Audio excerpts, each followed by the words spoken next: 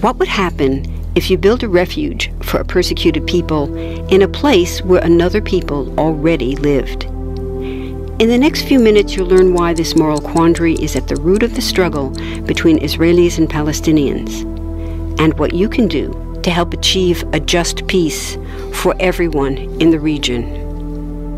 First, there are a couple of things it's helpful to understand.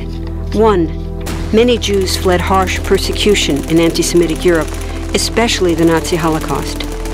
Zionists encouraged massive immigration to historic Palestine, at that time a British colony, where Jews had an age-old connection and where small Jewish communities had long existed among larger groups of indigenous peoples. But when the UN offered the Jewish immigrants the majority of the land for a new state called Israel, for the indigenous Palestinians who lived there, it was a massive destruction of life. They rejected the UN's partition plan, and several Arab states invaded the new state of Israel. Israeli forces essentially erased over 400 Palestinian villages and towns.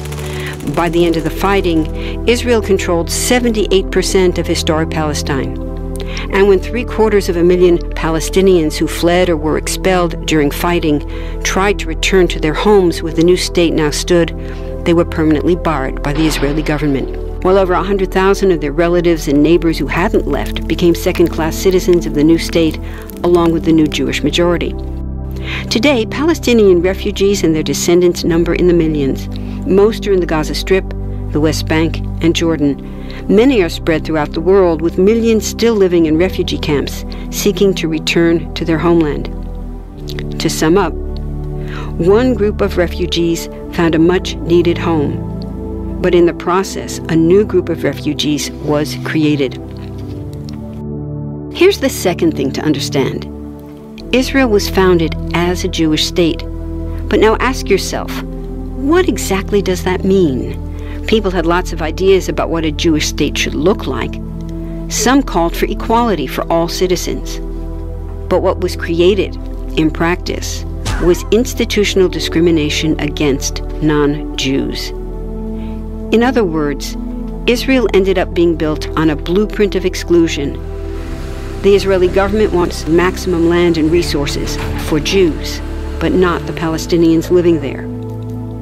That's why, inside Israel, Jews get special privileges, including rights to land and housing, that are denied to the Palestinian citizens, who make up 20% of Israel's population.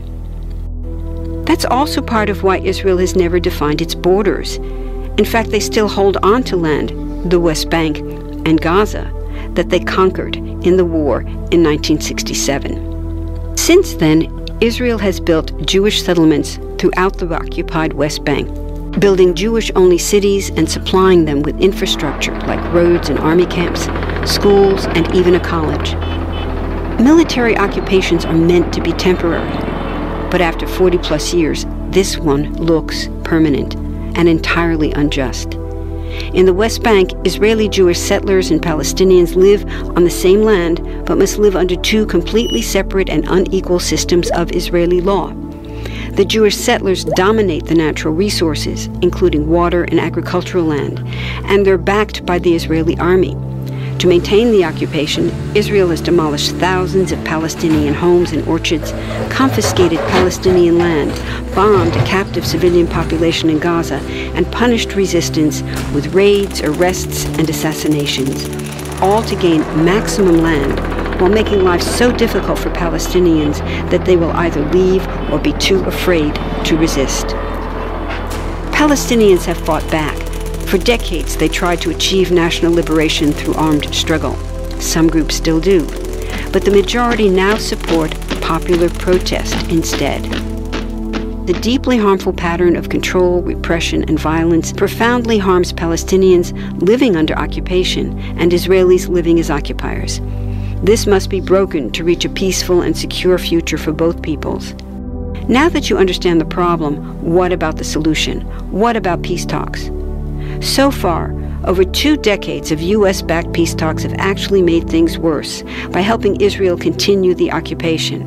It's been years of talking while Israel massively expanded the Jewish settlements and literally redrew the map.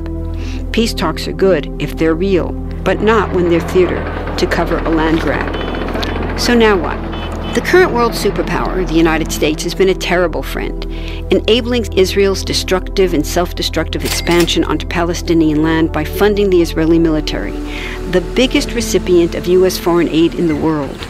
But there's another superpower that can make the difference: you.